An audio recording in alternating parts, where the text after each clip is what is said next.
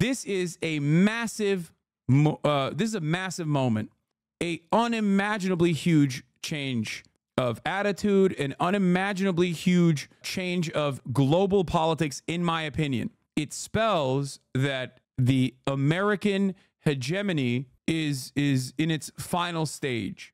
I hope I'm not like hyping this up too much, okay?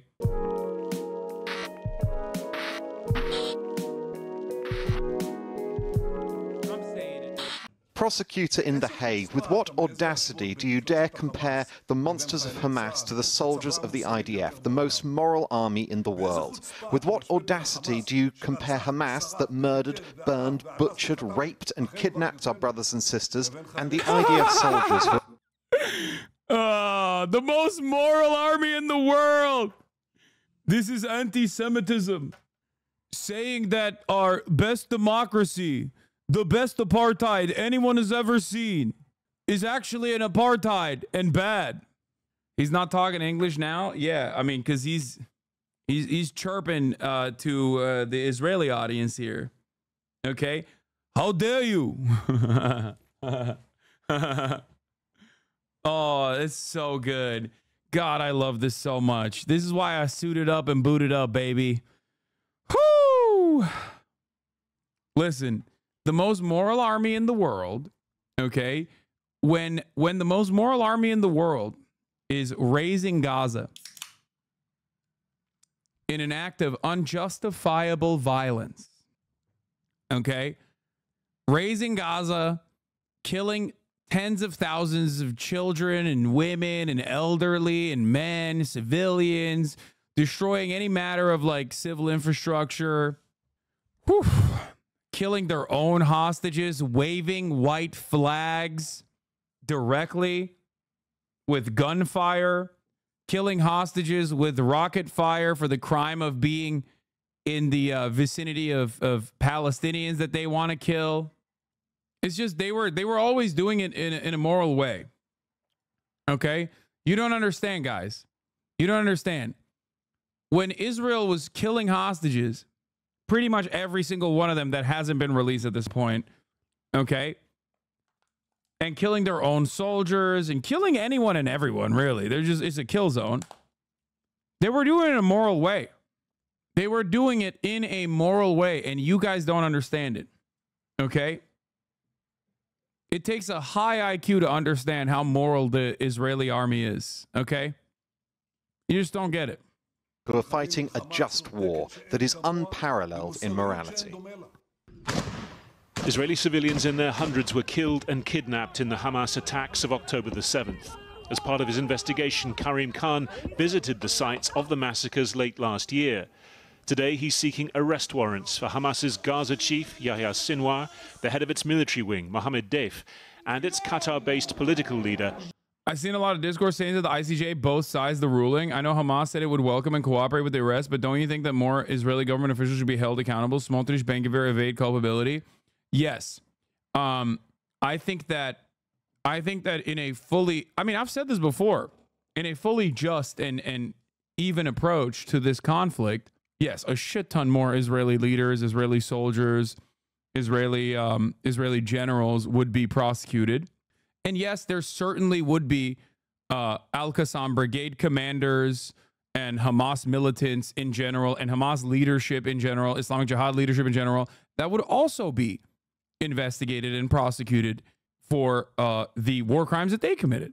Because the reality is that, yes, October 7 was filled to the brim with war crimes. Like, that's crazy. The idea that no war crimes occurred on October 7 is ridiculous, okay? It is not something that I believe. It is something that I have openly said time and time again. Now, of course, that is very different from the inception of why this kind of violence occurs, which is if we are being even-headed and being honest and reasonable, you would arrive at the same conclusion that I have arrived at on October 8th, which is that the occupying entity sets the standard of violence, and therefore 75 years of oppression, 75 years of struggle against said oppression is, of course, always going to inevitably yield very violent retaliation. Now, here's the thing. The ICC going after Israeli leadership is unimaginable.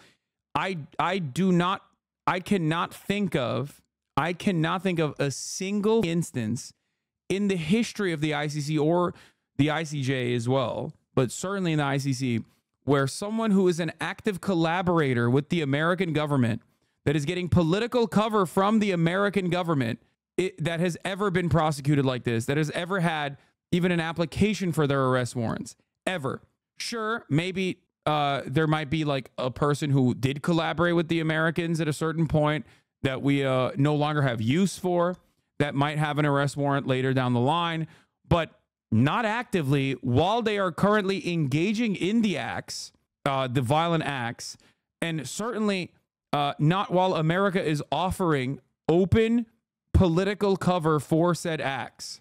This is a massive moment, a unimaginably huge change of attitude, an unimaginably huge change of global politics, in my opinion. It spells that the American hegemony is in its final stage. Okay? Before Putin, it was literally only 47 Africans they prosecuted. Like, this is massively important, in my opinion. Massively important. And not because, like, I think that Benjamin Netanyahu is going to go to jail or anything. I don't think that, like, Interpol is going to arrest him. They're going to intercept his travel and arrest him alongside, like, Yoav Gallant and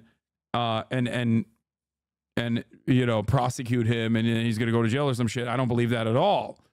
I do not personally believe that that is going to happen. I do, however, think that, like I said, the not to be too much of an optics guy, but I do believe that the optics of this situation spells trouble for the American State Department. Like, they have to see the writing on the wall. It will also massively impact Israel's ability to conduct diplomacy if the arrest warrants are issued, as they won't be able to travel to Rome Statute signatory nations. The U.S. isn't a signatory. However, if they are voted out, the next Israeli leadership won't likely be affected. Yeah. This is something that I brought up. This is something that I brought up literally like on October 10. Okay? It goes back to Zionist arrogance. It goes back to Zionist entitlement. And it goes back to all of the violence that is happening as a consequence of those opinions, as a consequence of that mentality, that fascist mentality running rampant through every aspect of Israeli governance. Okay? This has created, and this is not just me saying this, okay? I'm some random dickhead Twitch streamer. Make no mistake. There are people in the American State Department whose only interest is not like saving Palestinian lives by any means. Like, they don't give a shit about that at all. But whose only interest is the continuation of American empire, who also saw this reality. That if they continue without any restraint whatsoever, giving the go-ahead to Israel, that this would actually shake the standing and the confidence that the international community has in America's control, America's global dominance and America's control. That's what's happening here. Okay? What you are watching right now, what is unfolding in front of our eyes, is a very serious change in attitude and in enforcement. Think about that. Israeli Foreign Minister Katz asked AIPAC leaders to work with Congress against the ICC decision. Huh. See? Open foreign interference in American domestic affairs, American foreign policy. Bibi and Galan are the only targets because, one, people like the Chief of Staff Herzi Halevi and Shin Bet head Ronan Bar have already announced their retirement. Two, Ben-Gvir and Smotrich are not in the war cabinet, only on the National Security Cabinet, which influences the war less directly. And three, Gantz, who is in the war cabinet, it just isn't as inflammatory and is considered an alternative. It's America's guy, by the way. That's the other thing. Benny Gantz, who is a war criminal as well for prior incursions and prior sieges, war crimes that he actually flexed when he was running against Benjamin Netanyahu, mind you, is America's guy in the room. They want Benny Gantz to be the new liberal Zionist that will lead the apartheid and will manufacture consent and basically massage the narrative so that it's easier for all of our mainstream outlets to continue running the same exact propaganda for Israel. Benny Gantz is also announcing that he'll leave the government if a no day after plan passes till June 8th. It's all political, but that's it. Yes. Does Invade the Hague Act apply to Israel too? What is this? Stream on X. Perhaps there's some video game streams in there.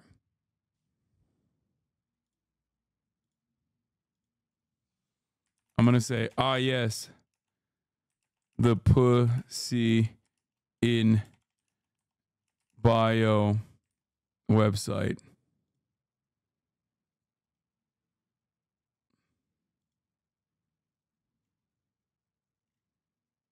It's not a parody account. This is actually his account. Let's continue. Ismail Haniyeh.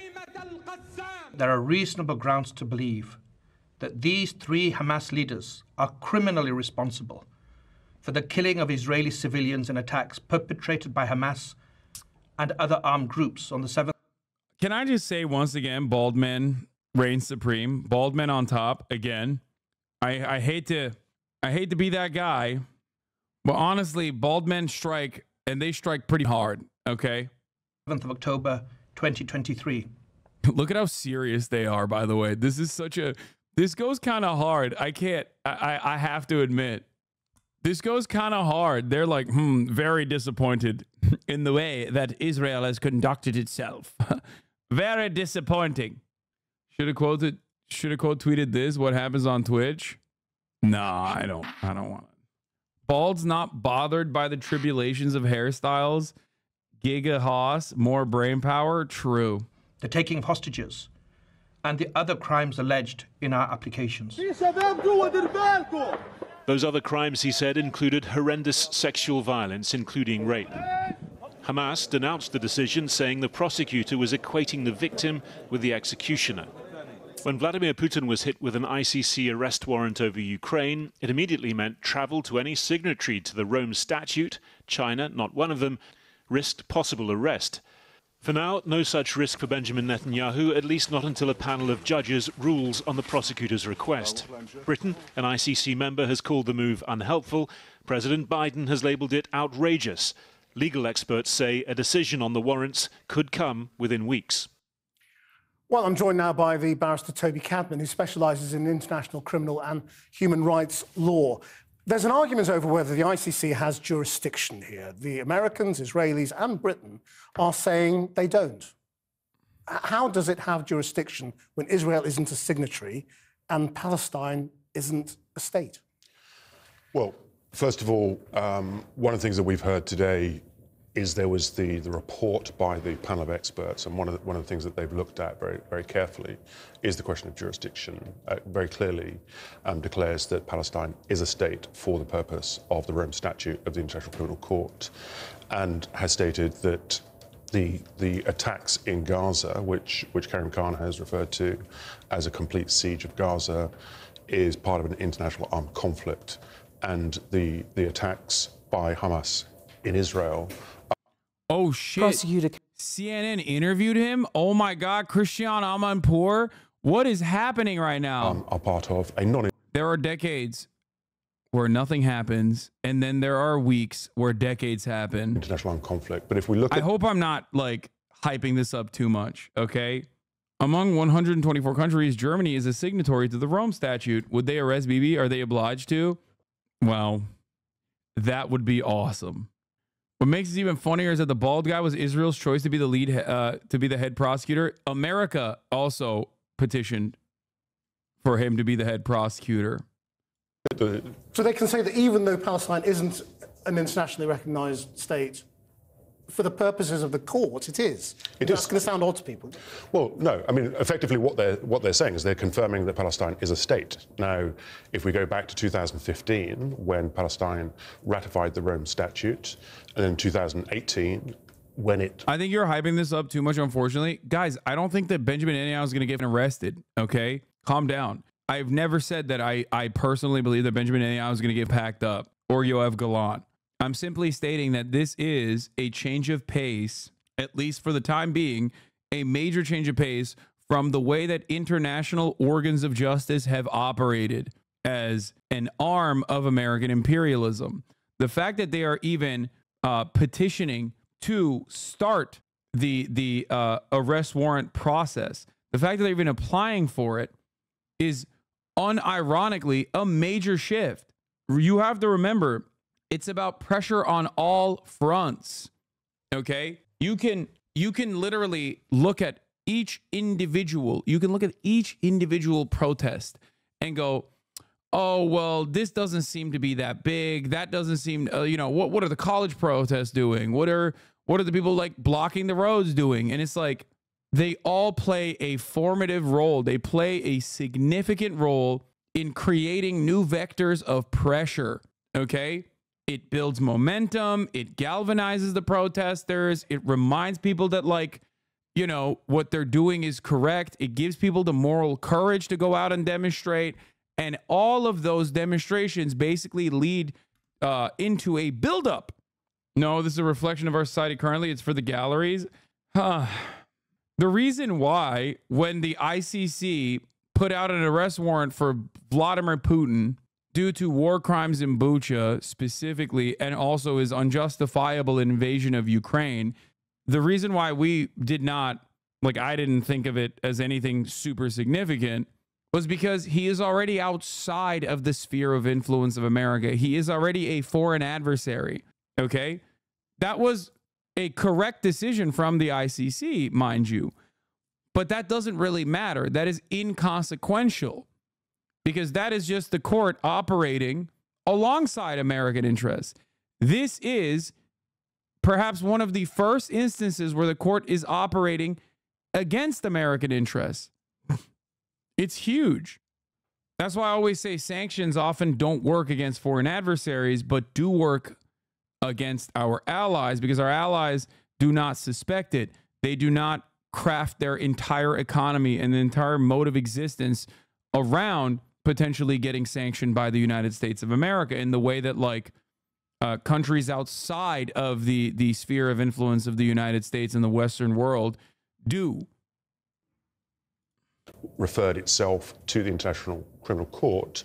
The prosecutor at that time took the rather extraordinary step of asking a panel of the pretrial judges to determine whether the Office of the Prosecutor had jurisdiction over what happened in Palestine.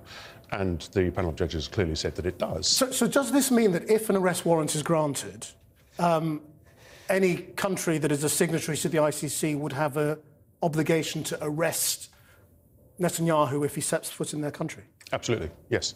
It's very clearly what it means. So this could massively restrict his ability to act as an international leader? It could and it should, yes.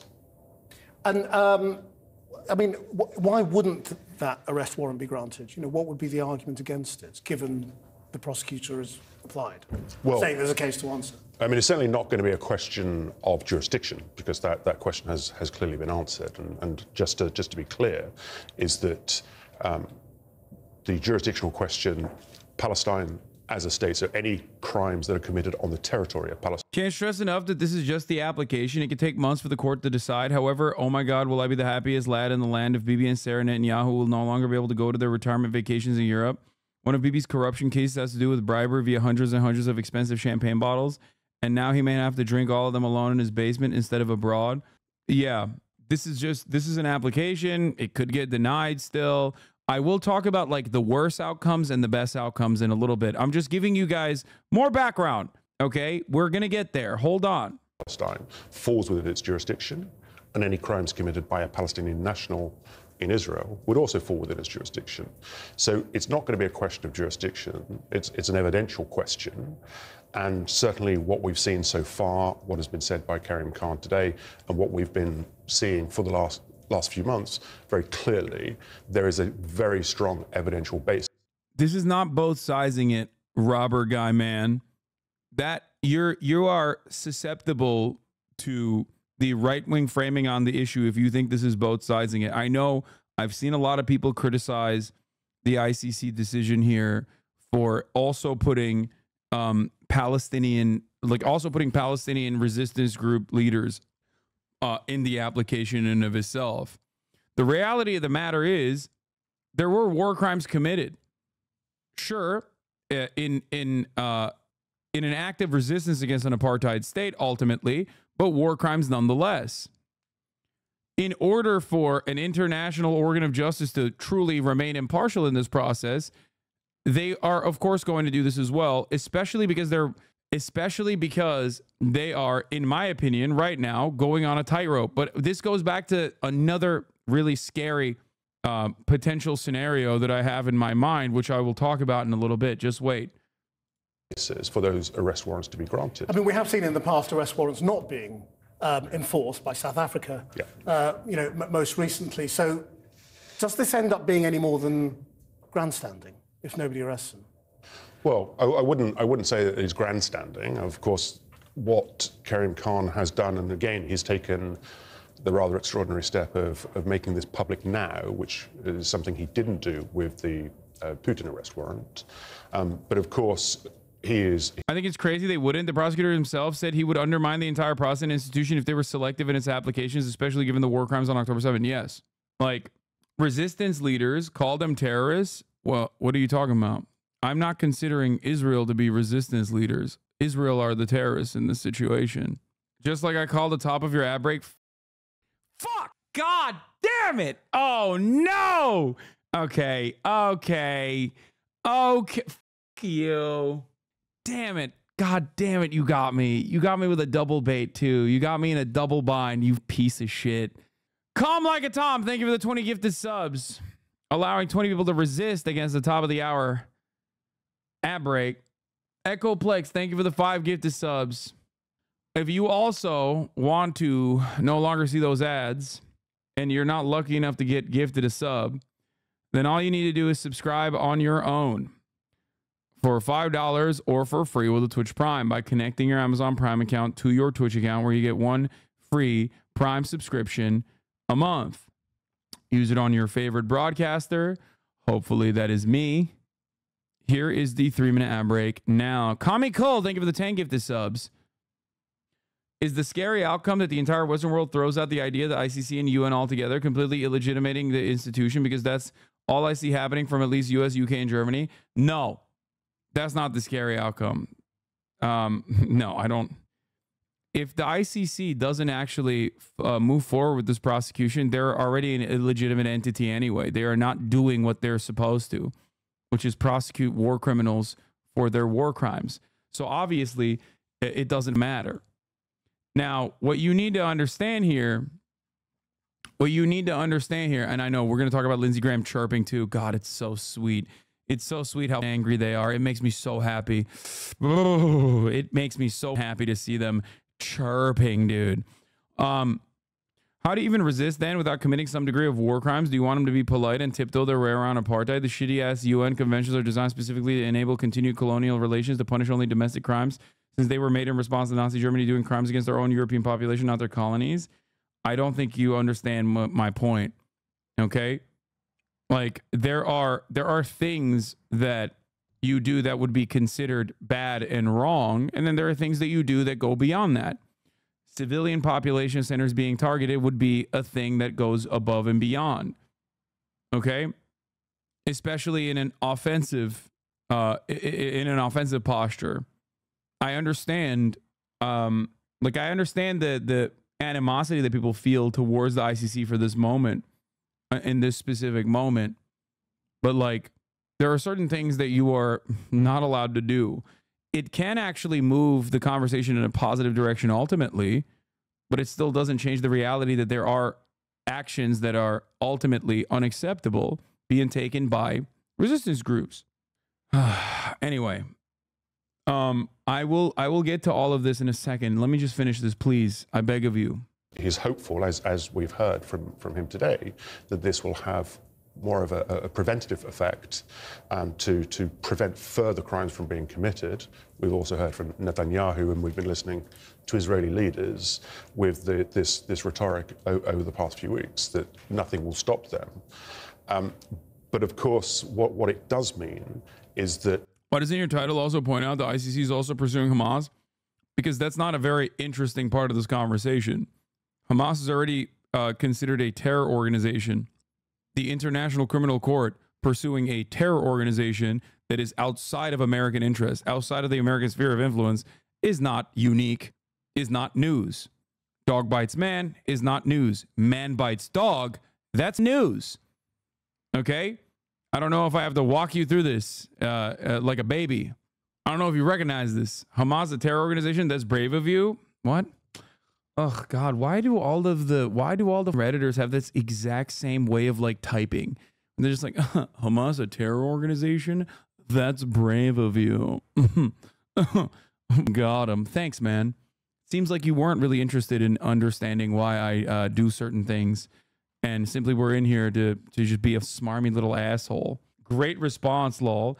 What? Calling out that you're being a smarmy little asshole after I actually answered your question because I assumed charitability in your question? What do you mean great response? You do not give anything to me to actually respond with the dignity that it would deserve.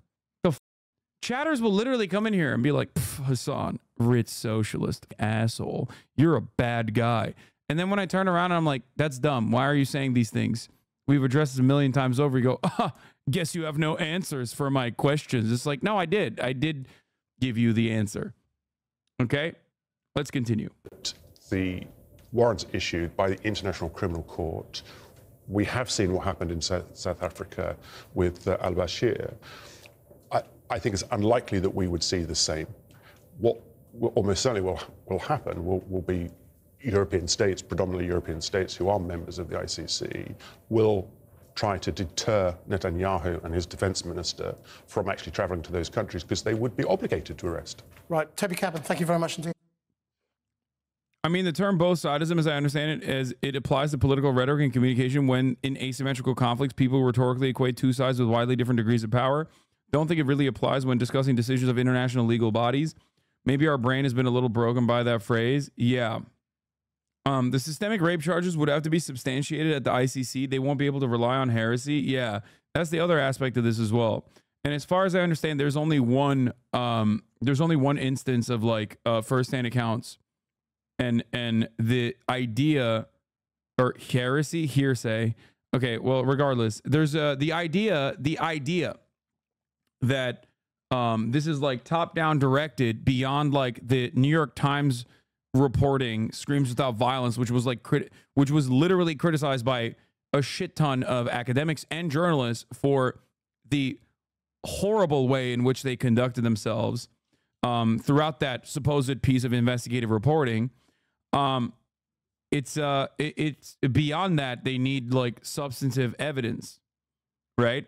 And having said that, there could be there probably is more evidence on multiple sexual assaults.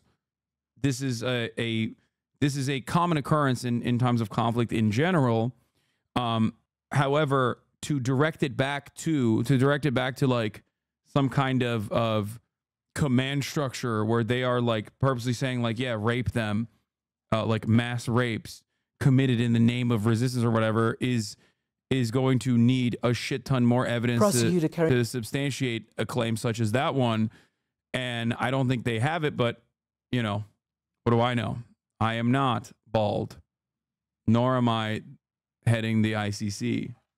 Why isn't the United States a member of the ICC or the Rome Statute? Because we do war crimes a lot. And we also literally have it in our law, we have it within our legal framework to actually invade Netherlands if they ever do choose to prosecute us. You know, you already have a bunch of psychopathic American congresspersons already threatening the International Criminal Court. Yet another day of America bad with Hasan, we are surely having a real hard time shaking off the narrative that we are the bad guys. America doesn't recognize the International Criminal Court, but the court sure as hell will recognize what happens when you target our allies.